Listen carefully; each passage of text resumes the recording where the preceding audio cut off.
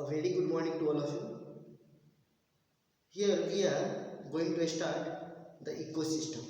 Okay, we all are the aspirant of UPSC 2024 and the prelims will be held in May month. It will be in May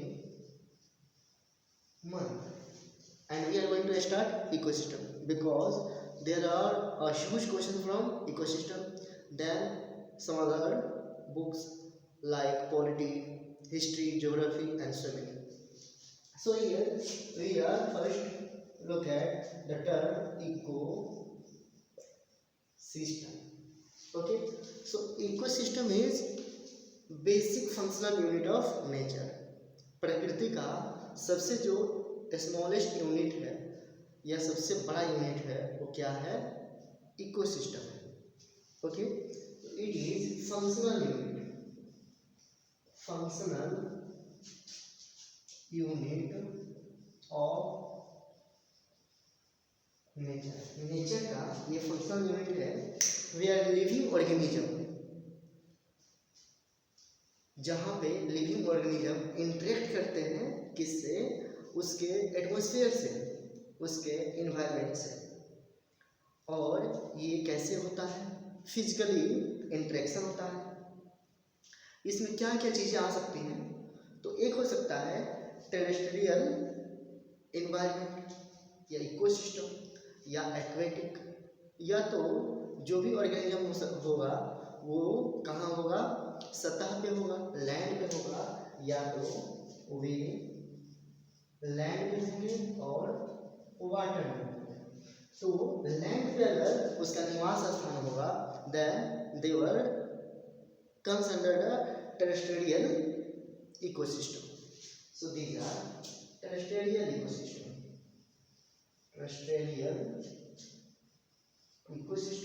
While if they comes from the water, they comes under the aquatic region. That is aquatic. This is aquatic ecosystem. Well guys, now हम लोग इसके example देख सकते हैं. जैसे land में होगा तो हो सकता है कि वो जंगलों में रहे. जंगल भी जमीन पे उगते हैं तो फॉरेस्ट हो सकता है, इट विल बी फॉरेस्ट. या बात करें हम लोग तो ग्रासलैंड हो सकता है, या ग्रासलैंड हो सकता है, ग्रासलैंड हो सकता है. और इट में अल्सो व्हाट? डेजर्ट, या तो मरुस्थल भी हो सकता है, या डेजर्ट भी हो सकता है. वहीं अगर एक्वेटिक इकोसिस्टम की बात करें तो इसमें क्या आएगा?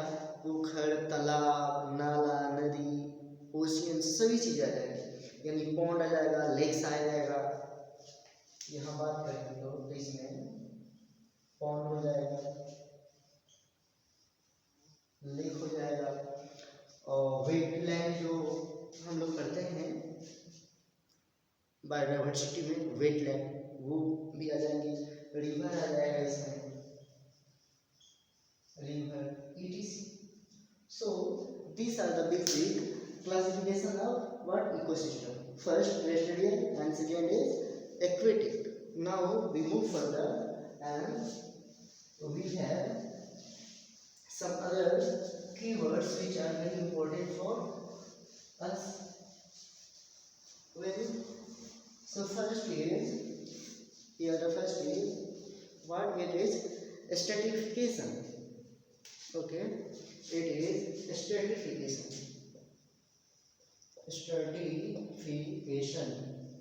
What is it? Well guys, तो क्या है कि जब एनर्जी का कंट्रीब्यूशन होता है या डिस्ट्रीब्यूशन होता है वो किस में आएगा? स्ट्रेटिफिकेशन में आ जाएगा. तो vertical distribution of different species occupying different level is called stratification. जैसे अगर हम लोग एक ट्री बनाते हैं, जैसे ऐसा एक वर्टिकल ट्रायंगल बनाते हैं, इसमें हम लोग टॉप पे ट्री को रखते हैं, यहाँ पे ट्री को रखते हैं. This is top point. और ये नीचे फर्दर मूव करेंगे तो यहाँ shrubs आएंगे, यहाँ पे shrubs आएंगे, here the shrubs, then at the last it is herbs, here herbs, और क्या हो सकते हैं, grasses आ जाएंगे और ग्रासलैंड भी आ जाएंगे, यानी ग्रासेस आ जाएंगे। ये टॉप है तो ये क्या हो जाएगा, बॉटम हो जाएगा। ओके, तो ये क्या है, स्ट्रेटिफिकेशन से, यानी चीज़ों का बंटवारा किया जाता है। अब आगे देखेंगे हम लोग व्हाट इज प्रोडक्टिविटी। हम लोग सिर्फ उन चीज़ों पे फोकस करेंगे जो हमारे एग्जाम्स में आती हैं। ओके, एक्स्ट्रा चीज़ें क्यों पढ़ना जो हमारे काम की नहीं है, जानकारी के लिए जरूरी है, वो आए हम लोग पेपर के माध्यम से पढ़ते रहते हैं। ओके, तो यहाँ पे सिर्फ हम लोग अपने नॉलेज को इनरिच करने आए हैं जिससे हम लोग एग्ज़ाम क्रैक कर सकें, because UPSC is the toughest exam of India, even it comes at the first place in the world also. So here first thing is productivity. It is productivity. Okay. Here guys, if the writing is not visible, you can listen my words. Okay. It will help you. Okay. So productivity. अगर बात करें हम लोग उत्पादकता की, तो क्या है, the rate of biomass production is called productivity, यानी नेचर बायोमास का प्रोडक्शन होता है उसे ही क्या बोलते हैं हम लोग, प्रोडक्टिविटी कहते हैं। The rate of biomass, the rate of biomass in nature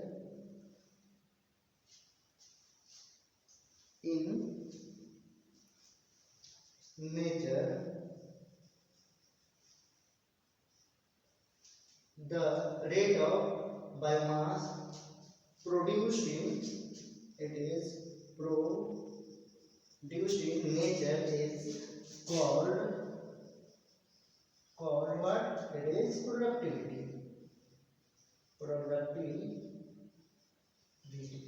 यानी हमारे इकोसिस्टम में जो भी चीज़ें बन रही हैं, बायोमास बन रहा है, उसका प्रोडक्शन क्या है, प्रोडक्टिविटी है। जैसे हम लोग का ecosystem, this is ecosystem, it is ecosystem में एनर्जी कहाँ से मिलता है, हमारे जो भी इकोसिस्टम यानी धरती की प्रक्रिया जो है, धरती पे जो भी जीव जंतु अपनी एक्टिविटी परफॉर्म करते हैं उनको एनर्जी कहाँ से मिलता है, तो वहाँ से, वहाँ यानी गॉड, जिसको हम लोग गॉड का नाम दिए हैं, सूर्य भगवान, यानी it is sun, and the energy is called solar energy, it is solar energy. Solar energy से इकोसिस्टम का सारा वर्क परफॉर्म होता है। ओके, सो बायोमास यहाँ पे वर्ड आया है, तो what is biomass, yes it is a questionable point. Okay, so we will here discuss what is biomass। I hope अगर आप मेरी बातें ध्यान से सुनते हैं तो आप लोगों को दिक्कत नहीं होगा। Okay, so here what is biomass, it is biomass, organic matter produced per unit mass over a time।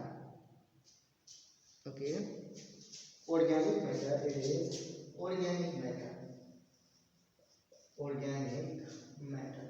सो सबसे पहले तो हम लोग बात करते हैं कि what is organic matter.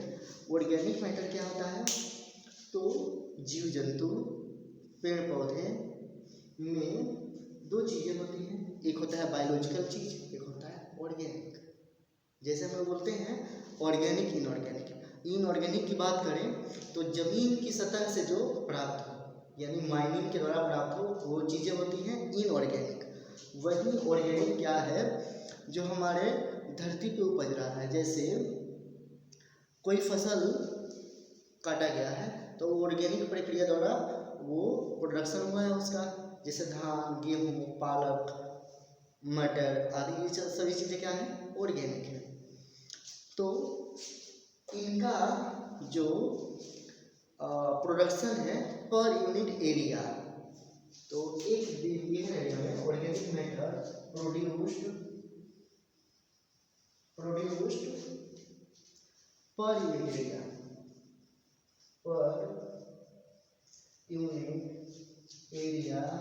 is called biomass. It is biomass. Okay, now it is confirmed what is biomass. एक दिए गए जो एरिया है उसमें कितना प्रोडक्शन हुआ किसका, ऑर्गेनिक मैटर का, वही क्या कहलाता है, बायोमास कहलाता है।